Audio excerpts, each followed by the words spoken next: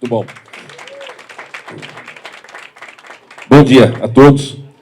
Muito importante a gente estar aqui nesse evento e ter alguns depoimentos. Depoimento do setor privado, depoimento através do André e do José, depoimento das entidades através do Rodrigo, presidente do Secov, depoimentos aqui de quem é da Prefeitura de São Paulo, para a gente poder ter uma compreensão de que é necessário esse trabalho conjunto do poder público, do poder privado, das entidades, todos caminhando para que a gente possa ter o nosso centro ainda mais desenvolvidos. Somado a isso, eu fiz questão que assinasse comigo aqui o decreto, a nossa Câmara Municipal, os nossos vereadores. O que eu acabei de fazer aqui foi assinar o decreto que regulamenta a Lei 17.844, de setembro de 2022, que o Fábio Riva votou e coordenou, que a Janaína Lima votou e apoiou, que o Rodrigo Goulart votou e apoiou, e os demais vereadores. Ainda bem, são bastante, a gente está tendo muitos votos na Câmara, né? A confiabilidade, Ricardo Montoro, nosso trabalho tem sido fundamental. Os vereadores estão imbuídos do mesmo propósito, que é entregar, trabalhar, avançar. E, por conta disso, a gente tem, hoje aqui, motivo de muita alegria e de reconhecimento do trabalho dos nossos vereadores. Então, cumprimentando aqui o nosso líder do governo, Fábio Riva, Janaína Lima e Rodrigo Goulart, nossos vereadores. Quero deixar aqui, em nome de vocês três, o agradecimento a toda a Câmara.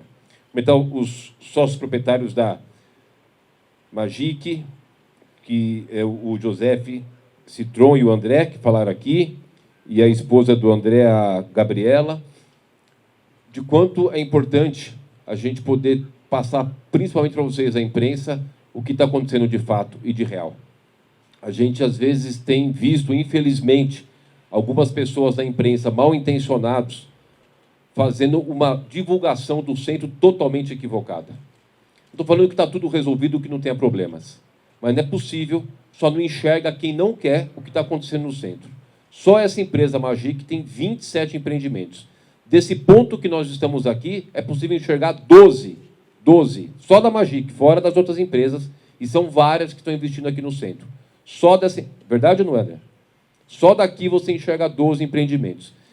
E outros empreendimentos acontecendo aqui que não são dessa empresa, são de outras empresas, como aquele que está acontecendo ali na nossa frente, esse mais alto, que é de alto padrão, fazendo um mix entre construções de alto padrão, construções de HIS, HIS1, HIS2, HMP, e um volume gigantesco. Não sei se vocês observaram, mas na fala do José e do André, eles comentaram que tudo que eles estão construindo, tudo está com fila de espera para poder fazer aquisição, porque tem demanda. Todas as outras empresas que a gente tem acompanhado e que tem feito licenciamento lá com a gente, também tem dado a nós o mesmo depoimento. Tem uma grande demanda para o centro, porque o centro realmente tem todas as condições.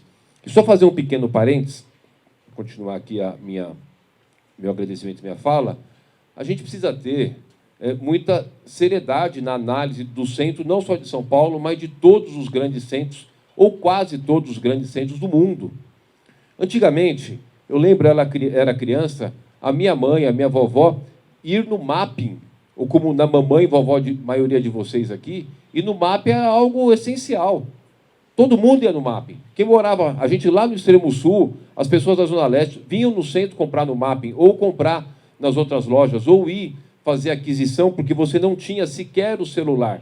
Aí vem o celular, e agora vem o celular carregado de aplicativos para você comprar. Se a gente quiser comprar aqui agora, nesse momento, fogão, sofá, óculos, sapato, o que você quiser comprar, você compra do seu celular agora e eles vão entregar aqui, em pouco tempo. É lógico que é uma concorrência para o centro. Antigamente, eu lembro, eu era criança, só tinha, quando foi construído o Shopping Morumbi. Era um passeio no final de semana, não tinha um centavo para a gente comprar nada. Mas era gostoso passear no Shopping Morumbi, porque era o primeiro shopping e tal, né? Tinha o Morumbi e Ibirapuera. Hoje tem vários shoppings por todo o canto da cidade. É lógico que é um concorrente do centro. Então, sejamos coerentes com o nosso centro, da cidade de São Paulo e da maioria das grandes cidades do mundo, que é lógico que você vai ter que ir mudando o perfil para você ter um centro mais ativo. E é o que nós estamos fazendo. A gente tem um potencial enorme para habitação, é o que nós estamos fazendo. Nós temos um potencial enorme para o turismo, e nós aumentamos em 30% o número de turistas nos últimos 12 meses aqui no centro. Um potencial enorme para a gente poder fazer a permanência de empresas, principalmente na área de tecnologia. Potencial enorme para a gente poder trazer institutos de educação, e a gente vai trabalhando para o nosso centro aquilo que ele hoje tem o seu perfil, que perdeu o perfil antigamente. Hoje as pessoas ficam, aquela loja fechou, é lógico. A culpa é do prefeito, vai concorrer com o celular, vai concorrer com a questão hoje da compra online, vai concorrer com os shoppings. É natural essa mudança de perfil, né? Então, só aproveitar essa oportunidade aqui, a gente está com uma leva maravilhosa de jovens jornalistas e que eu preciso, né, como prefeito, que receba uma quantidade de informação enorme, compartilhar essa informação com vocês, para a gente poder, falando e tendo esse conceito real, verdadeiro, na nossa sociedade.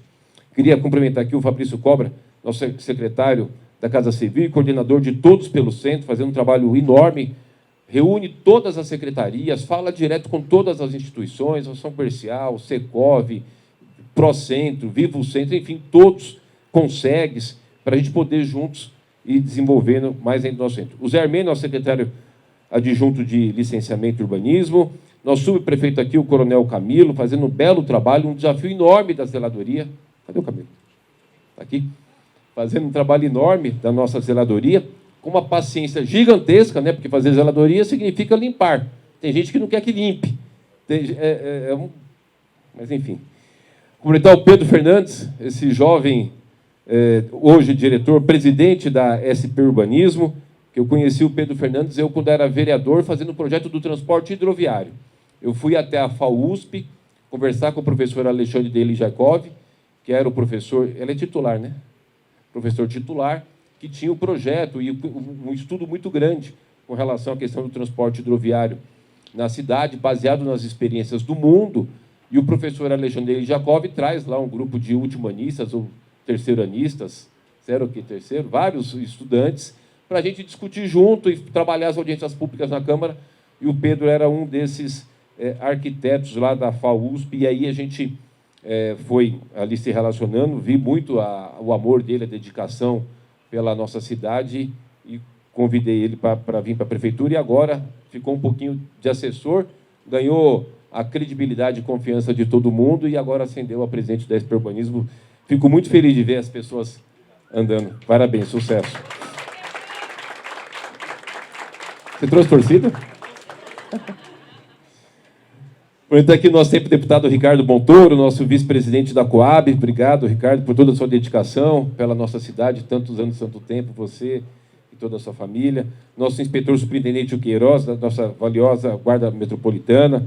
Nosso querido Rodrigo Luna, presidente do Secov, e fazer um depoimento aqui do trabalho, não só do Rodrigo Luna, evidentemente, na figura dele como líder dessa instituição, mas do Secov, da forma como conduz os processos. Sempre levando para a Prefeitura as suas demandas, compreendendo muito bem aquilo que a gente também coloca como contra-demanda, e dentro de um diálogo muito aberto, para a gente sempre estar atuando em bem da cidade. A gente tem encontrado no Secov, através do Rodrigo Luna, as portas abertas. Porque a gente não sabe tudo, gente. Também não adianta a gente querer fazer as coisas sem entender o que o privado vai fazer. Porque a gente faz algo tão complexo e aí o privado fica travado e não consegue executar. Então, você fazer esse equilíbrio do trabalho conjunto tem sido fundamental, que tem dado resultado. Então, agradecer aqui o Rodrigo Luna. Obrigado, Rodrigo, você e toda a equipe lá. O Fábio Zorzo, o presidente da União Santa Ifigênia, muito obrigado, Fábio. Nossos colaboradores da incorporadora e da construtora, os presidentes de associações e entidades que atuam aqui no centro, nossos amigos da imprensa, senhoras e senhores. Gente, então hoje é mais um passo importante que a gente dá aqui nesse trabalho conjunto de todos nós, da imprensa, da Prefeitura, do Governo de Estado com o Tarcísio, das entidades, como eu citei aqui, do privado, para a gente fazer o nosso centro mais bonito e achar ali qual é o seu perfil para o seu desenvolvimento e a gente poder trabalhar conjuntamente. Fico muito feliz de vocês terem escolhido esse local, que daqui a gente vê a realidade, né, dos pontos. A gente já teve em outros empreendimentos. Esse aqui é um empreendimento novo, a Magi, que trabalha com empreendimento do zero. Fomos em outros que trabalham com requalificação, com retrofit. Enfim, tem outros que trabalham com alto padrão. Aqui, essa incorporadora trabalha com HIS1 e HIS2, e a gente vai, dentro desse jeito, né, colocando para a nossa cidade como um todo, mas em especial hoje a pauta aqui é do centro, esse desenvolvimento. Só para vocês terem ideia, só de 2021 até dezembro do ano passado, nós tivemos de aprovação na Secretaria de Urbanismo e Licenciamento, para HIS1, HIS2 e HMP, 401 mil unidades. 401 mil unidades aprovados na Prefeitura de São Paulo para construção pelo privado. Olha o quanto a gente está conseguindo desenvolver. E aí, quando você faz a habitação de HIS1 para pessoas que ganham até 3 salários mínimos, você está possibilitando que você tenha uma melhora com relação à questão da demanda habitacional. Não precisa só a Prefeitura construir através da Coab, da Secretaria Municipal de Habitação. É importantíssimo, mas você também dá condições para o privado desenvolver e assim a gente ir avançando nas questões habitacionais. Então, aqui, com essa regulamentação da lei que instituiu o PIO Central, que foi uma luta, só fazendo uma pequena lembrança aqui, nós identificamos em 2021 que existia um grande potencial para investimento na área habitacional e uma demanda enorme de mais de 400 mil unidades. E aí, todos os mecanismos de legislação urbanística, alguns já tinham sido feitos, e todos os de PIUs, são os programas de intervenção urbana, estavam parados na Justiça, no STJ ou no STF. E aí eu pego a Marina, chamo a Marina e falo, Marina, vamos focar para destravar isso aqui, para os vereadores poderem votar. E a gente vai para Brasília. Na primeira reunião, em Brasília, na época o ministro do presidente do STJ era Humberto Martins, e olha que interessante. O PIO Central estava travado por quê? Porque diziam que precisaria ter, para os vereadores votar, estava lá na Câmara para votar, e tinha uma decisão judicial proibindo de votar. Olha a loucura. Dizendo que tinha que ter, antes da votação, um documento, o EIA-RIMA, o relatório de impacto ambiental, e aí tinha um documento da CETESB que dizia que não tinha como dar EIA-RIMA, porque aquilo era um plano. Quando você vai fazer a obra, aí sim você tira, porque, né, aí você apresenta a obra, eu vou fazer uma ponte, fazer um viaduto, fazer um túnel. Aí sim você pode fazer o relatório de impacto ambiental.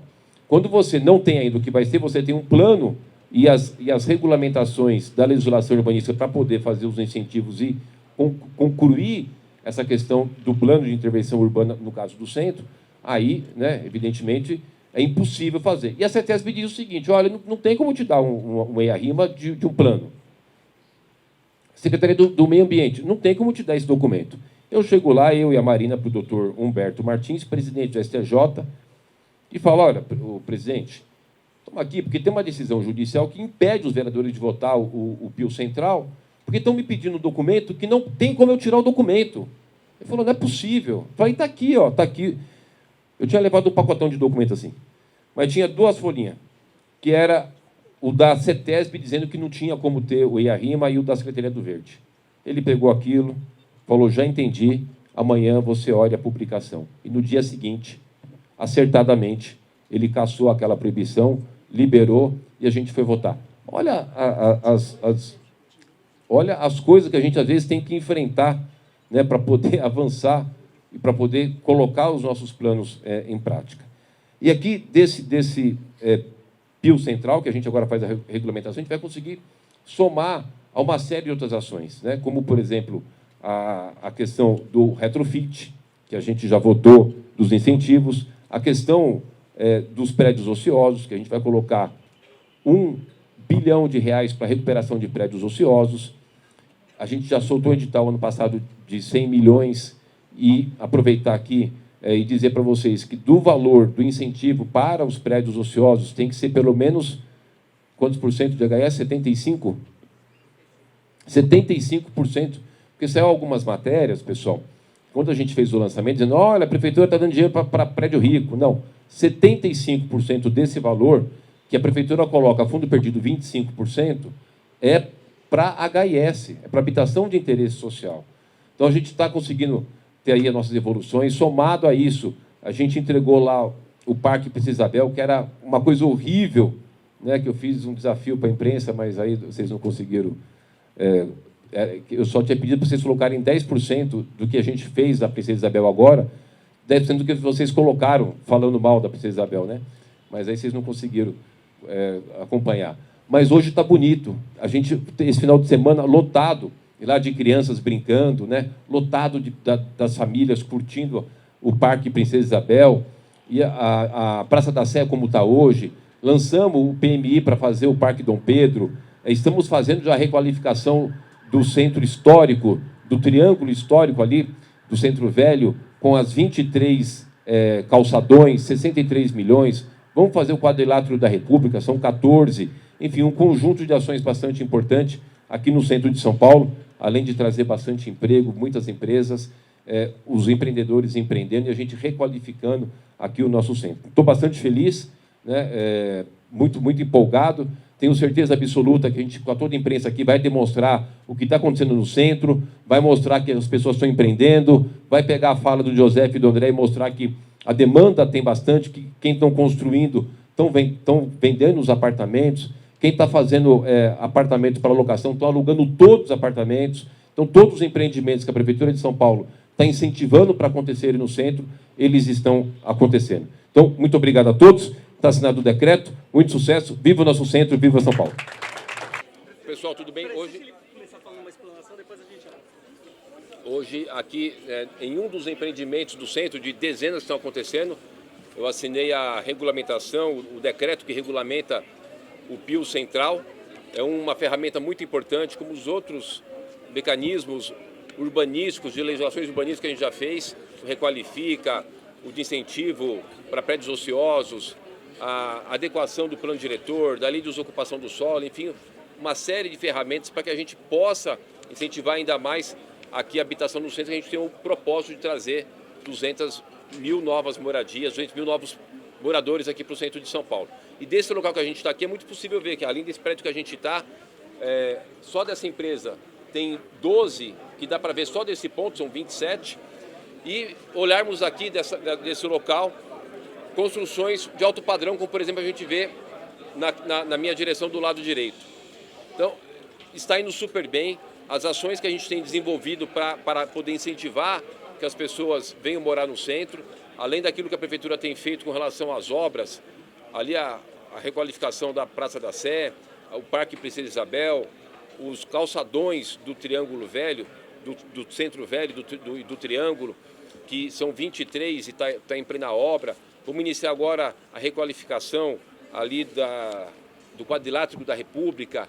Enfim, um conjunto de ações muito grandes para que a gente possa cada vez mais desenvolver o nosso centro, deixar ele, que já é bonito, mais bonito ainda, e com o objetivo de trazer para cá 200 mil moradias. Túlio, prefeito, bom dia.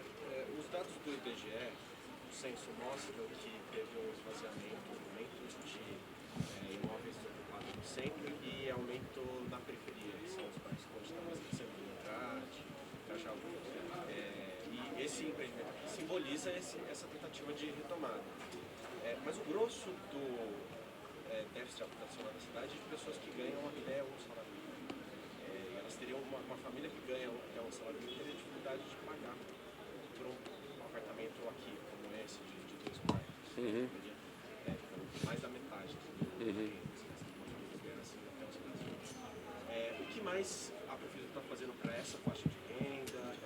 Que outros tipos de iniciativas estão sendo feitas? O que está sendo feito vai dar conta dessa faixa da população? Olha, Túlio, muito boa a tua observação. É algo que a gente vai sempre nos parametrizando para poder fazer as ações de políticas públicas. Até por conta desses dados que a gente fez uma ação de, no plano diretor, ampliar para 700 metros o raio das áreas de possibilidade de construção. Fizemos o Pode Entrar, onde no Pode Entrar, para você ter uma ideia, a gente não tem entrada e o pagamento das parcelas é de 15% da renda familiar. Tem vários aqui no centro, tanto do Pode Entrar entidades como do Pode Entrar aquisição. Eu visitei mesmo quinta-feira passada um empreendimento do Pode Entrar entidades, de 131 apartamentos, se não me engano. Nós estamos fazendo a requalificação de alguns prédios aqui no centro de São Paulo. E o Pode Entrar, para você ter uma ideia, ele paga 15% sem entrada da sua renda familiar e ainda tem um teto de R$ 540, se não me engano. Portanto, é super factível para as pessoas de baixíssima renda, de baixa renda, terem essas habitações, né? A gente tem pode entrar aqui, só aqui no centro, mais de 3.000 unidades habitacionais nessa primeira etapa, e agora a gente vai fazer o chamamento da segunda etapa. E esses empreendimentos, como eu falei para vocês, quando a gente incentiva a construção, quando você torna possível os empreendedores fazerem a habitação, você vai atuando no mercado, porque com o número grande de habitação, naturalmente reduz aí o preço por unidade. É aquela questão oferta-demanda, né? Então a gente trabalhou muito nessa questão oferta-demanda. De 2021 até dezembro do ano passado, foram 401 mil unidades habitacionais aprovadas da Secretaria de Licenciamento para HIS1, HIS2, HMP. É um número bastante considerável. Quando você aprova empreendimento de HIS1, né, você está dando ali uma condições para as pessoas que ganham até 3 salários mínimos. Né? HIS1 até 3 salários mínimos, HIS2 até 6 salários mínimos. Então tem todas as ações que a gente tem, da Prefeitura de São Paulo, da Coab, do Pode Entrar, Secretaria de Habitação, mais o Estado com o CDHU, são várias parcerias, mais o privado. Então a gente não tem dúvida nenhuma, eu estou muito tranquilo com relação a isso, que a política habitacional que a gente está desenvolvendo é uma política habitacional que vai dar resultado. Agora, a gente consegue resolver no prazo que a gente gostaria? Óbvio que não, mas que a gente está num processo bastante acelerado, você não tenha dúvida nenhuma, né? 401 mil unidades aprovadas para a construção do privado, que a gente está em construção, o que tem de empreendimentos sendo realizados. Eu não tenho dúvida nenhuma que a gente está indo no caminho de resolver essas questões. Nós temos, só para complementar, 21 mil famílias no auxílio aluguel, né? Então a gente está fazendo um trabalho muito forte também, que é o que eu mais me dedico, mais do que qualquer coisa, que é tirar as casas em área de risco R4 e R3. Né? Então estou monitorando, hoje de manhã eu tive uma reunião. Então são vários desafios da questão habitacional, da questão das áreas de risco, principalmente a R3 e R4. Né? Eu vou conseguir agora pegar essas 21 mil famílias que estão no auxílio aluguel e fazer a provisão habitacional para elas. Enfim, tem bastante trabalho. Nós estamos fazendo o maior programa habitacional da história da cidade, né? Com o Pode Entrar Entidades, o Pode Entrar Aquisição, o Pode Entrar Reforma. São 3.000 casas que recebem R$ 30 mil para fazer a reforma das suas casas. Tem bastante coisa caminhando na área da habitação. Prefeito, eu só queria que o senhor repetisse o que muda na prática com a assinatura desse decreto para revitalização aqui do centro. Então a gente coloca, quando a gente faz a lei, aí você, no decreto você regulamenta como é que a lei vai efetivamente funcionar, né? E dentro da questão aqui do Pio Central, a gente está possibilitando que uma outorga menor, e não tem cobrança de outorga no distrito Sé, República, e Santa Cecília também entrou, né? Uma parte de Santa Cecília. Então, a gente não tem pagamento de outorga no distrito da Sé, República e uma parte do Santa Cecília. Você já consegue trazer bastante incentivo para a construção desses locais sem pagamento de outorga, né? Você tem uma via rápida para as construções. E de todo o valor que a gente vai arrecadar, nós estamos destinando 40% para a construção de HIS, para HIS. Então, daquilo que a gente arrecada desse programa importante, que é o Pio Central, tudo, 40% vai destinado, no mínimo, para HIS. Então, a gente traz uma legislação mais rápida, a possibilidade dos empreendedores construir mais do que o permitido pela lei normal e um grande incentivo. Mas, você quer complementar alguma coisa do Pio Central? Tem a possibilidade de habitações aqui no centro, chegar a 200 mil, como o prefeito falou, e a gente já está nesse caminho, já estamos fazendo. Portanto, a pergunta dele, a Coab e a prefeitura se responsabiliza mais pela faixa até 3 salários mínimos e conta com colaboração com o privado na faixa de 3 a 6 e superior. Ok. Só uma dúvida, 40% de HIS no centro obrigatoriamente vai ser aplicado aqui no Não, centro? 40% do valor que a gente receber das outorgas do Pio tem que ser destinado para HIS No centro. no centro. Porque você vai pegar. É o primeiro investimento. No centro, porque quando você faz o Pio, é igual às operações de banda, você delimita os territórios, né? A minha dúvida é sobre táxi, né?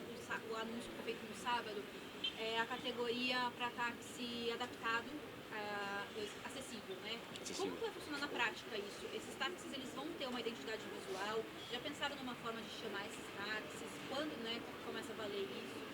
Já está valendo. Agora a gente vai ter o táxi acessível disponibilizado nos aplicativos, que vai ajudar. Se a pessoa tiver, se for uma pessoa PCD, então ela já vai poder no aplicativo fazer somente de um táxi onde atenda a sua necessidade, que é muito importante.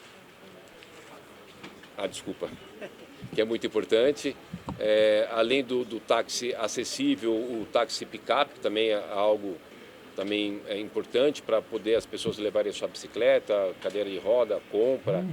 Então a gente fez uma adequação, foram vários meses de diálogo com o setor taxista, com os taxistas, para a gente poder entender aquilo que era importante para eles, né? Tem um pedido que eles fazem que eu não consigo resolver, que é liberar o corredor para táxi mesmo quando não esteja com passageiro. Hoje a gente tem uma lei onde o táxi pode andar no corredor, mas quando estiver com passageiro. Agora, fora essa questão que não existe aprovação por parte dos órgãos de trânsito de liberar os táxis, liberar os táxis no corredor quando está sem passageiro, aos demais pleitos a gente conseguiu atender. Uma demanda da Secretaria da Pessoa com Deficiência para ter os táxis acessíveis, a questão dos taxistas e de muitos usuários para poder ter o táxi picape e colocar o táxi preto, que é o táxi executivo, que era uma do setor mais classe A e B, do sistema hoteleiro da cidade, que atende classe A e B, para poder ter um táxi diferenciado. Então a gente vai ajustando essas questões, foi bastante importante esse avanço para os taxistas, mas mais do que para o taxista, para os usuários do táxi, que vão ter agora a possibilidade de ter o táxi acessível, o táxi executivo e o táxi picape. Só um minutinho, por favor.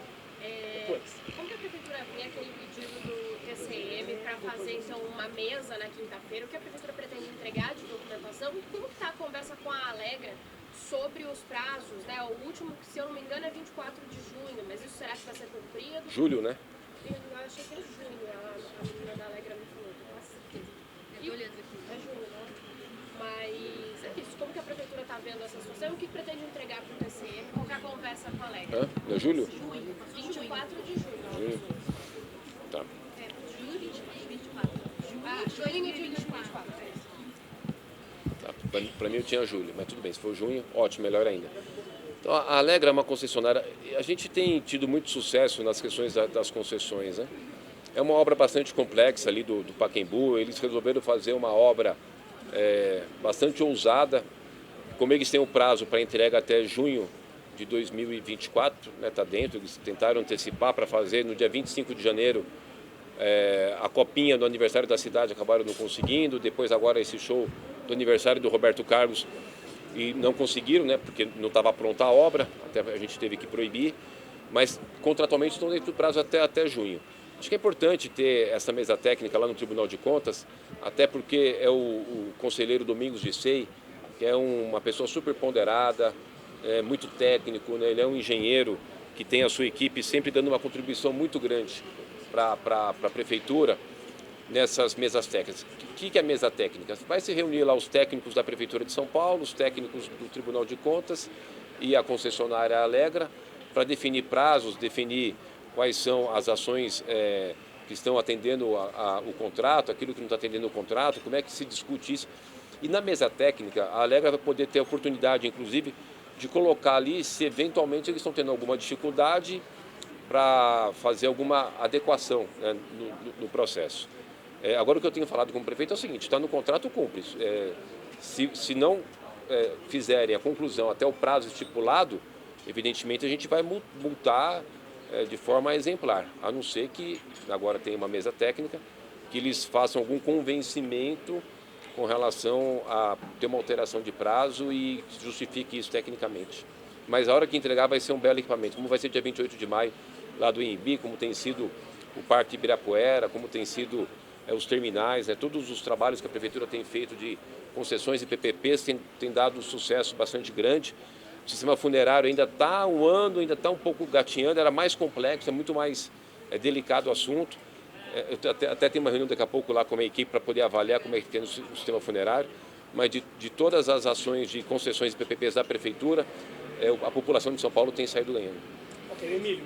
Falando um pouquinho de saúde, a gente tem recebido muitas reclamações sobre superlotação, demora isso nos UBS, nas UPAs, nos hospitais, e o sindicato representa os funcionários de saúde, eles reclamam que as OS não têm tantos funcionários técnicos, médicos, enfermeiros, e eles denunciam também que a prefeitura não está fiscalizando como deveria. Existe uma falta de funcionários para fazer essa fiscalização? O senhor está sabendo dessa situação em relação às OS, dos equipamentos de saúde? Não, a gente tinha em 2019 9 bilhões de orçamento na saúde.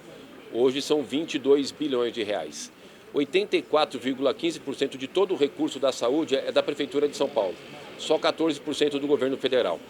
Então é muito importante que todos, inclusive vocês da imprensa, possam acompanhar o quanto que o governo federal foi deixando de repassar de recursos para as prefeituras. Porque tudo, né, SUS é bonito, é para todo mundo, eu acho que isso é maravilhoso, eu defendo, sou um defensor do SUS, mas é importante a sociedade saber como a cada tempo o Ministério da Saúde tem feito menores ações para a saúde, diminuído o valor do repasse. Então 84,15% do valor da saúde, 22 bilhões, é dinheiro da Prefeitura de São Paulo e só 14% do governo federal do repasse do fundo a fundo do SUS. UPAs. Até 2016 haviam 3 UPAs em São Paulo e 3 UPAs pequenininhas. Até a gestão do PT em 2016 eram 3 UPAs. Hoje são 25 UPAs. Foram 22 UPAs de 2017 até aqui. Dessas 22 eu inaugurei 11. E esse ano inauguro mais 9. E ano que vem, se eu for reeleito ou o que entrar, vai poder inaugurar mais 10, que já está em obra. E para a gente entender a complexidade da questão da saúde, quando a gente constrói uma UPA, custa 10 milhões de reais. Vou te dar preços médios aqui. O custo por mês de uma UPA é de 5 milhões de reais. Né?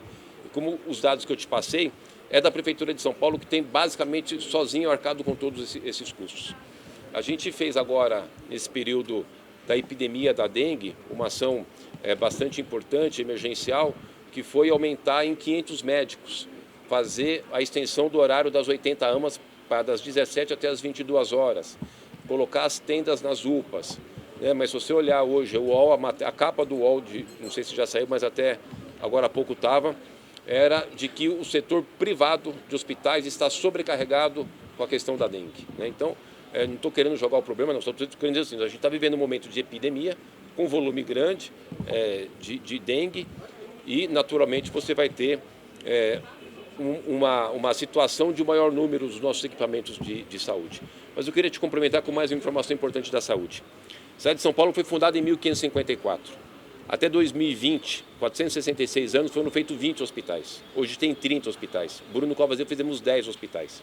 Centro de dor crônica, São Paulo não tinha nenhum, eu inaugurei 6. Centro para tratamento de pessoas trans, não tinha nenhum, inaugurei 1. Ou seja, o que a gente ampliou de saúde foi algo assim bastante razoável. E tem que fazer muita coisa. Ainda estou com obra, com 19 UBS, tem 471 UBS, já inaugurei 20, ainda tem 19 em obras das nossas UBS. Tem os equipamentos de pronto atendimento, que são as UPAs, que a gente abriu muitas e vai continuar abrindo. Agora, da fiscalização, a gente tem as supervisões em cada região. São 5 coordenadorias e tem as supervisões. Cada uma das 32 superprefeituras tem uma supervisão, que são pessoas de carreira que fazem a fiscalização. Cabe a eles fazerem a fiscalização e aplicar as multas. A gente não tinha, por exemplo, até o ano passado, um sistema de monitoramento das nossas OSs com a avaliação de desempenho e a forma de você fazer ali a retirada de valor quando eles não cumprem as metas. A gente instituiu isso através de um decreto que eu fiz. Ou seja, a gente está fazendo todo esforço para cobrar o máximo possível dos nossos parceiros a melhor prestação de serviço, ampliando os equipamentos de saúde, tendo muita seriedade na questão da fiscalização. Agora, lógico, pode ser que a gente precise melhorar ainda mais, mas você há de convir comigo. Para quem inaugurou 11 UPAs, eu vou inaugurar mais 9 esse ano. Ano que vem mais 10. 6 centros de dor crônica, 6 centros de pessoas trans. O orçamento de 9 bi, ele veio para 22 bilhões. Então, existe uma ação bastante forte da Prefeitura, mas eu sei que precisa melhorar ainda mais. A Prefeitura não falta fiscalização da OS? Não, falta, isso que eu estou te falando. A gente instituiu no ano passado um decreto onde você faz a fiscalização com mais detalhes, com uma planilha, com os indicativos que a gente colocou de qualidade e de atendimento, e glosando os serviços não prestados. A gente tinha lá atrás, inclusive, algumas possibilidades de ter serviços não feitos sem glosar. Eu fiz um decreto no ano passado, dando mais autonomia para as supervisões. São 32 supervisões, são 32 subprefeituras, 32 supervisões, 5 coordenadorias, né? E uma ferramenta legal para que a gente possa fiscalizar, glosar e cobrar das OS os serviços. Ok, Davi, para encerrar. Bem, voltando um pouco para os programas de intervenção, tem algo voltado para o meio ambiente, uma vez que o centro é tão carente de árvore, de algo nesse sentido? No centro a gente fez a inauguração do Parque Augusta Bruno Covas, o Parque Princesa Isabel, a gente está fazendo muitos jardins de chuva, a gente chegou agora em 320 jardins de chuva, mais de 100 estão aqui na região central. O jardim de chuva é aquele que você tira o concreto e coloca uma área permeável com vegetação. Nós estamos agora discutindo com os proprietários ali do terreno do Bexiga para ver se a gente consegue avançar ou não no Parque do Bexiga. Enfim, tem muitas ações com relação a essa questão de meio ambiente. Nas redondezas, você pegar ali, a gente vai fazer o Parque da Moca, tem muitas ações. Do contexto geral, a gente saiu de 48% de área de cobertura vegetal em São Paulo para 54,15% de área de cobertura vegetal. E acho que vai ser fundamental para a cidade esse decreto que eu fiz com relação à questão das áreas de preservação. Nós temos hoje 15% do território da cidade de árvores preservadas através dos parques estaduais, parques municipais e áreas indígenas. Com esse decreto que eu fiz, que representa mais 11% do território da cidade, a gente vai para 26% de toda a cidade preservada com mata, com floresta. Então tem muitas ações da área de preservação. Só esse decreto que eu fiz, que são 360 quilômetros de áreas que a gente vai desapropriar e preservar, é maior do que a cidade de Paris. É um dos maiores programas do mundo de preservação ambiental que a Prefeitura de São Paulo está fazendo. Você desapropriar uma área de 360 quilômetros, 365 quilômetros de área para ficar preservada para o resto da vida, né, é algo bastante relevante. Além das áreas que eu te falei de áreas permeáveis, plantamos 86 mil árvores no ano passado, temos volume bastante grande de ações voltadas para fiscalização com relação às questões ambientais. Acho que a gente está caminhando bem a cidade de São Paulo na questão ambiental, sendo exemplo para o Brasil e para o mundo. Mas esse programa também contempla algo relevante a plantar árvore, ter mais verde nessas regiões onde está sendo construído esses empreendimentos? Qual que é? Eu não entendi a pergunta. Sim. 108 quilômetros de ruas arborizadas no Rio Central. Ah, ele está falando do Pio? Ah, tá. 108 quilômetros de ruas arborizadas do Pio Central. A Bia tem mais uma para encerrar? Prefeito, só queria aproveitar um comentário sobre a dengue. Eu queria até pedir aquele boletimzinho, mas parece que faltam dois distritos apenas que não estão naquela situação de 300 casos para cada 1.000 habitantes, mas já tem aquele platô chegando que a gente esperava para abril, maio. Como está a situação? Ah, tá. Os técnicos já tinham previsto isso lá atrás, que agora está chegando no platô. Até peguei hoje de manhãzinha aqui a atualização com o secretário Zamarco, onde a gente, infelizmente, hoje chegamos a um total de 67 óbitos na cidade de São Paulo, apesar de ser um número menor proporcionalmente do que tem no estado e no país. A gente lamenta muito. São 181 mil casos, 181.025 casos de dengue confirmados na cidade de São Paulo. Agora a gente também tem os casos confirmados porque a gente colocou em todas as 471 UBS das nossas UPAs o teste de dengue, né? Então você vai ter muitas cidades que você não vai ter essa confirmação porque sequer tem o teste. Então só pedir também a avaliação de vocês com relação a isso. A partir do momento que você põe o teste, você vai ter também um número maior de confirmação de casos, né? Ok. Ok, gente? Muito obrigado, prefeito. Obrigado. Obrigado a vocês.